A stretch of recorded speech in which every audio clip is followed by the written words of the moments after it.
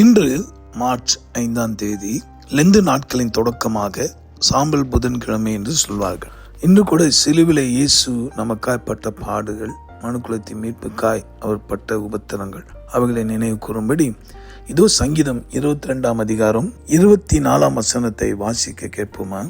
உபத்திரவப்பட்டவனுடைய உபத்திரவத்தை அவர் அற்பமாய் எண்ணாமலும் அருவருக்காமலும் தம்முடைய முகத்தை அவனுக்கு மறைக்காமலும் இருந்து தம்மை நோக்கி அவன் கூப்பிடுகையில் அவனை கேட்டருளினார்.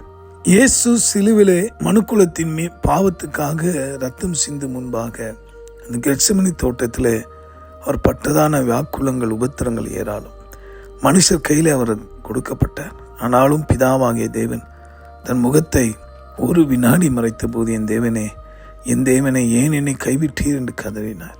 இதை கேட்கிற அன்பர்களே, உங்கள் வாழ்க்கையில் வந்திருக்கிற உபத்திரங்கள் ஒருவேளை நம்முடைய பாவங்களால் வந்திருக்கலாம், ஒருவேளை நம்முடைய கீழ்ப்படியாமையினாலே, புத்தீனமான காரியத்தினாலே. ஆனால் காரியம் எதுவாக இருந்தாலும் அவர் நம்மை அற்பமாய் எண்ணாமல் நம் வேண்டுதல் செய்யும்போது தன் முகத்தை மறைக்காமல் நம்மை கேட்டருள்வார்.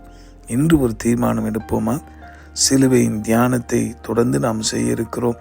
வருகிற இந்த 40 நாட்களும் முடிந்த அளவுக்கு உபவாசத்துடனே ஆண்டவர் சிலுவிலே மனுக்குலத்துக்காய் நமக்காய் பட்ட பாடுகள், தியாகங்களை நினைவு கூர்ந்து, ஆண்டவரே நினைத்தருளும் என்று கேளுங்கள். நிச்சயமாய் இத்தனை ஆண்டுகள், வருடங்கள் இந்த உபத்திரம் மாறப்போகிறது. நம்ம கண்ணீரெல்லாம் ஆனந்த களிப்பாய் மாறப்போகிறது. நம்ம துக்கமெல்லாம் சந்தோஷமாய் மாறும்.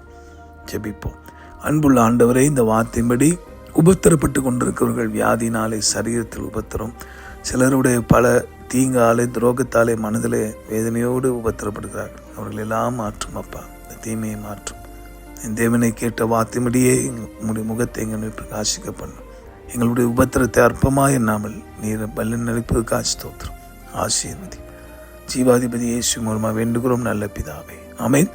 உங்கள் துக்கம் சந்தோஷமாக மாறிட இப்போது உங்களுக்காய் திறப்பு நின்று ஜெபிக்கிற உங்கள் அன்பு சகோதரன் மணியை God bless you.